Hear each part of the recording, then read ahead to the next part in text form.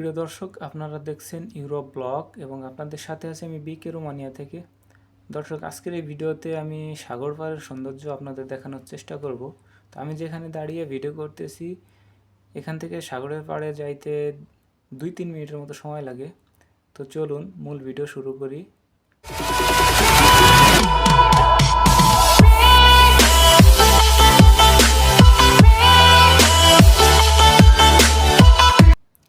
দর্শক, আমি যেখানে থাকি এখান থেকে বেরোলেই প্রথমেই ডান দিকে যে একটা বিল্ডিং দেখতেছেন, এটা অনেক বড় একটা হোটেল অ্যান্ড রেস্টুরেন্ট। বাম দিকে যেটা দেখতেছেন এটাও হোটেল অ্যান্ড রেস্টুরেন্ট এবং আশেপাশে এখানে অনেক হোটেল অ্যান্ড রেস্টুরেন্ট, কারণ সামার সিজনে এই এরিয়াতে অনেক পরিমাণ ট্যুরিস্ট আসে ঘোরার জন্য, এখানকার সৌন্দর্য উপভোগ করার জন্য। তো চলুন সাগর পাড়ের দিকে আস্তে আস্তে আগানোর চেষ্টা করি এবং যাইতে যাইতে সামনে যা পড়বে আপনাদের সবই দেখানোর চেষ্টা করবো ইনশাল্লাহ। দর্শক, ইউরোপ আসলেই সুন্দর জায়গা, না আসলে পরে বোঝা যায় না।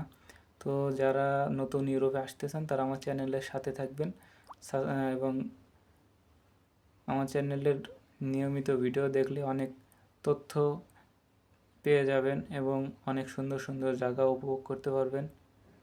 তো দর্শক, বলতে বলতে আমি প্রায় সাগরের কাছাকাছি চলে আসছি। এই সামনে একটা রাস্তার পরেই রাস্তা পার হইলেই সাগরের শুরু। এই বাম দিকে এটা আবার কি, এগুলো আমি তো প্রথমে ভাবছিলাম হয়তো পাটখাড়ি বাংলাদেশের মতো, ওরকম না। এটা সাগর পাড়ে ছাউনি দেওয়ার জন্য এটা ব্যবহার করা হয়, পাটখাড়ির মতোই কিন্তু অন্য কিছু একটা।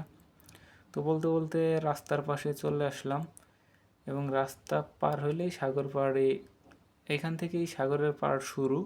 তবে এইখান থেকে বালু শুরু, বালু অনেক বালু, আপনার ছোট ছোট শামুকের কণা এখান থেকেই শুরু হয়, কিন্তু পানি আর একটু দূরে, এত দূর পর্যন্ত পানি আসে না। দর্শক, ইউরোপের ইউরোপের যে সুন্দর জায়গাগুলা আমি আপনাদের মাঝে মধ্যে ভিডিও করে দেখানোর চেষ্টা করব। তো পথের মধ্যে আসার সময় যে পাটখাড়ির মতো কিছু একটা দেখছিলাম, ওইগুলা দিয়েই হয়তো এই যে এখানকার ছাউনি করা হয়েছে।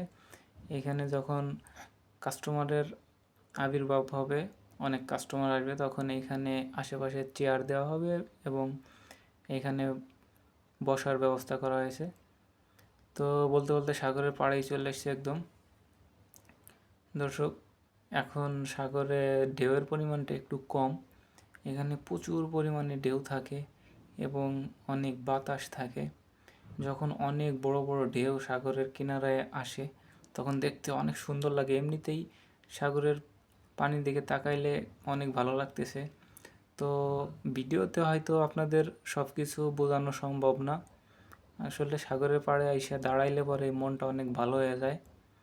সাগর পাড়ের সৌন্দর্য দেখতে অনেক ভালো লাগে, এই জন্যই হয়তো মানুষ অনেক দূর দূরান্ত থেকে টাকা পয়সা খরচ করে সাগরের পাড়ে আসে সাগর দেখার জন্য। তো আমি তো আপনাদের মোবাইলের স্ক্রিনে সম্পূর্ণ দেখাতে পারতেছি না, সাগরের পাড় তো বিশাল বড়, অনেক বড়, এই কিনারা ধরে হাঁটলে পরে আসলে শেষ করার মতো নয়। তো আপনারা যারা যতটুকু দেখলেন হয়তো অনেকটা আন্দাজ করতে পারছেন এখানকার সৌন্দর্য। আসলে ভাবলাম যে আপনাদের সাথে একটু বিষয়টা শেয়ার করি। আমার চ্যানেলে যারা দর্শক আছেন তাদের উদ্দেশ্যে একটা কথা বলি, আমি কিন্তু আসলে প্রফেশনাল ইউটিউবার না, আমি আসলে শখের উদ্দেশ্য করে ভিডিও করি, আমার ভিডিও করতে ভালো লাগে। অনেক সময় আমি 8 ঘন্টা এখানে কাজ করি, এরপরে অনেক সময় থাকে আমার হাতে। তো আসলে সময় কাটানোর উদ্দেশ্যেই মাঝে মধ্যে কিছু ভিডিও করি এবং আমার ইউটিউব চ্যানেলে আপলোড করি। যখন দেখি যে আমার ভিডিওগুলো মানুষ দেখতেছে, লাইক করতেছে, কমেন্ট করতেছে, তো নিজের কাছে অনেক ভালো লাগে। যেমন মানুষ ফেসবুকে কিন্তু অনেক ধরনের ছবি পোস্ট করে শুধুমাত্র আপনার লাইক এবং কমেন্ট পাওয়ার জন্য। তো মনে করতে পারেন আমি ওই জন্যই আসলে ভিডিও করি।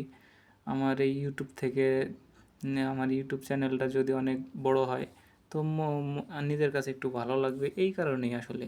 তো অনেকে হয়তো প্রফেশনালি ইউটিউবটাকে প্রফেশনালি নেয় আপনার ইনকামের জন্য, যে ইউটিউব থেকে ইনকাম আসবে। আমার আসলে ওই ধরনের ইনটেনশন নাই। আমি চেষ্টা করি, আমি বাংলাদেশ থেকে আসার আগে ইউটিউবের অনেক ভিডিও ফলো করতাম। এখান থেকে মানে আমি আসার আগে অনেক কিছু জ্ঞান অর্জন করছি। কারণ একটা দেশে যাওয়ার আগে সেই দেশ সম্পর্কে তো ন্যূনতম ধারণা থাকা ভালো। তো এই জন্য চিন্তা করলাম, আমি তো অনেক আমার সময় থাকে, তো আমিও আমার বন্ধুবান্ধব বা নতুন ভিউয়ার্স যারা, এদেরকে কিছু ইনফরমেশন দেই। কারণ আমার দ্বারা যদি কারো উপকার হয়, কারণ তাহলে তো আমার কোনো ক্ষতি নাই। এই কারণেই আসলে ভিডিও করা। তো আমার ভিডিওর মধ্যে, কথাবার্তার মধ্যে অনেক ধরনের ভুল ত্রুটি হতে পারে। এগুলো আপনারা ক্ষমাসুন্দর দৃষ্টিতে দেখবেন। তো যাই হোক, ভিডিওটা বেশি বড় করব না। আপনারা দেখলেন সাগরের সৌন্দর্য, এবং পরবর্তীতে আমি অন্য একটা ভিডিওতে আরও বিস্তারিত আলোচনা করব অন্য বিষয় নিয়ে। তো ভালো থাকবেন, ধন্যবাদ।